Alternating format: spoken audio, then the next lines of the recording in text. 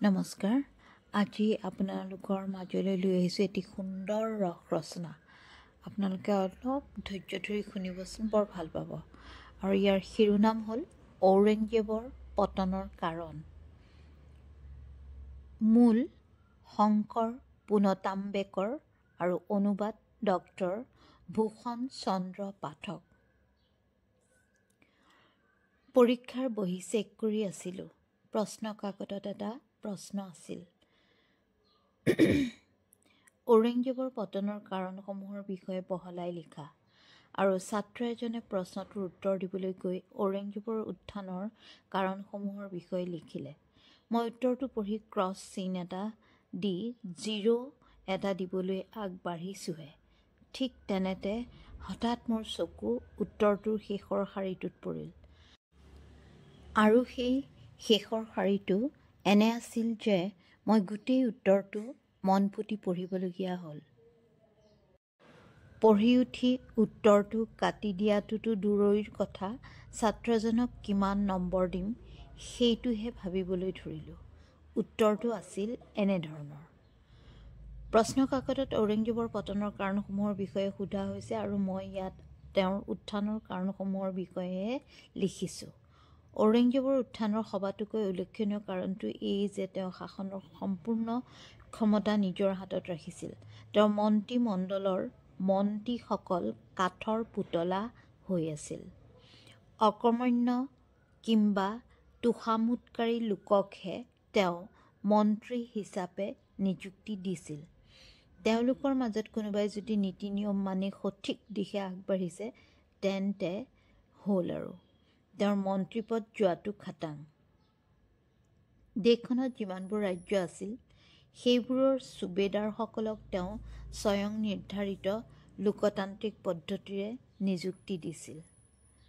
ছুবেদাৰসকলক বিধায়কসকলে ছিলেক্ট কৰাৰ ব্যৱস্থা আছিল। সম্ৰাটে বিধায়কসকলক আগধৰিয়ে মাতি আনি বুজনি দিছিল। বুজনিও বুজনি, একেবাৰে কাঢ়া বুজনি। তেওঁৰ কথামতে বিধায়কে ছুবেদাৰ ছিলেক্ট কৰিবলৈ বাধ্য হৈ পৰিছিল। নহ'লে বিধায়কসকলৰ ২ নম্বৰী ধান্দাবোৰ যেনে মদৰ দোকানৰ লাইচেঞ্চ, মাটিৰ পট্টা, গুণ্ডা টেক্স, চিণ্ডিকেট আদিবোৰ বন্ধ কৰি দিয়াৰ ধমকি দিছিল। নিৰ্ধাৰিত ছুবেদাৰসকল সম্ৰাটৰ একেবাৰে বিশ্বাসী ভৃত্য হ'ব লাগিছিল। নিজস্বতা বুলিবলৈ তেওঁলোকৰ একোৱেই নাছিল। তেওঁলোকে দেশখনৰ নহয়, নিজৰ গাদীৰ চিন্তাতেই সময়বোৰ পাৰ কৰিছিল। গাদীখন যাতে ঠিকে থাকে তাৰ বাবে তেওঁলোকে সম্ৰাটৰ চৰণৰ ধূলি শিৰত ল'বলৈ বুলি প্ৰতি সপ্তাহে ৰাজধানীলৈ যাত্ৰা কৰিছিল। চিনাকি দিবলৈ তেওঁলোক ছুবেদাৰ আছিল সঁচা, পিছে ভইচ বুলিবলৈ তেওঁলোকৰ একোৱেই নাছিল। সম্ৰাটে যি কৰিবলৈ কিম্বা ক'বলৈ কৈছিল তাতেই তেওঁলোকে সন্মতি দিছিল, যাৰ ফলত ছুবেদাৰসকল দিনক দিনে অস্তিত্বহীন হৈ গৈ আছিল আৰু আনহাতে সম্ৰাটৰ শক্তি বাঢ়িবলৈ ধৰিছিল। ইমেজৰ ক্ষেত্ৰত সম্ৰাট সদায় সচেতন আছিল। সচেতন আছিল বাবেই তেওঁ তেওঁৰ ফটো ফ্ৰেমত ডাঙৰকৈ বন্ধাই সেইবোৰৰ প্ৰদৰ্শনীৰো ব্যৱস্থা কৰিছিল। ফটোবোৰ ব্লেক এণ্ড হোৱাইটৰ লগতে ৰঙীনো আছিল। ৰঙীন ফটোবোৰ যে কি মজাৰ আছিল। প্ৰজাই কেৱল একেজন ব্যক্তিৰে ফটোনো কিমান চাব। বিৰক্তি লগাৰ কথাটো সম্ৰাটে জানিছিল। সেয়ে তেওঁ তেনে প্ৰদৰ্শনীবোৰ চৰকাৰৰ উদ্যোগতেই পাতিছিল। তেনে কৰি প্ৰজাক প্ৰদৰ্শনী চাবলৈ বাধ্য কৰোৱা হৈছিল। ঔৰংজেবৰ ব্যক্তিগত জীৱনটো অসামান্য আছিল। পদটো হিচাপে তেনে হ'বলগীয়াও আছিল। চিনেমাৰ বান্দৰ, বাণিজ্যৰ শগুন আৰু দলৰ গাহৰিৰ সতে তেওঁৰ মিত্ৰতা আছিল। সেইসকলৰ লগতেই তেওঁ তেওঁৰ বেছিভাগ সময় পাৰ কৰিছিল।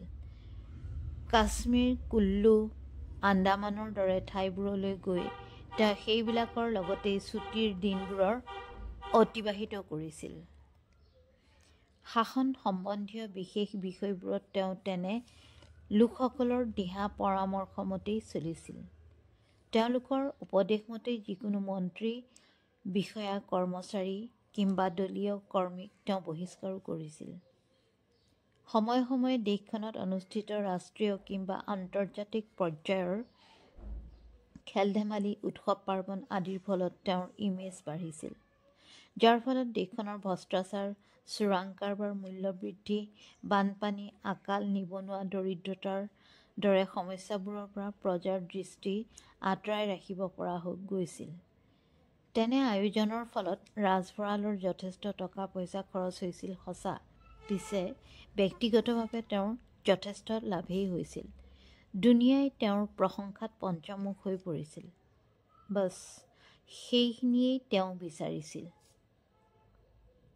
দেশখনৰ কলা বেপাৰী, কৰ ফাঁকি দিওঁতা, ভ্ৰষ্টাচাৰী, সাম্প্ৰদায়িক তথা দুখীয়া নিচলাক শোষণ কৰাৰ অত্যাচাৰীসকলৰ বিৰুদ্ধে ঔৰংজেবে আইনগত ব্যৱস্থাৰ পৰিৱৰ্তে কাগজে কলমে ব্যৱস্থা লোৱাৰহে নাটক ৰচিছিল, যাৰ ফলত তেওঁৰ ব্যক্তিগত শক্তি অলপো দুৰ্বল হোৱা নাছিল।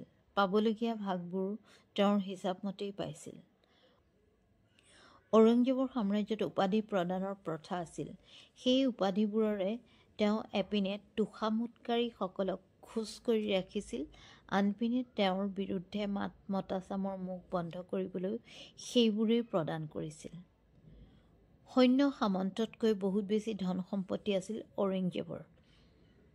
যেতিয়াই চৰকাৰৰ পিনৰ পৰা বিদেশী বস্তু কিনা মেলাৰ চুক্তি স্বাক্ষৰিত হৈছিল, তেতিয়া তেওঁ সদায় তৈমুৰ, চেংগিজ খাঁ, নাদিৰ শ্বাহৰ দৰে এজেণ্টৰ মাজেৰে ভালেখিনি কমিছন লাভ কৰিছিল।